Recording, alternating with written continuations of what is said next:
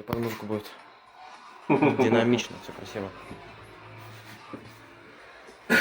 Ну, собственно, что у нас.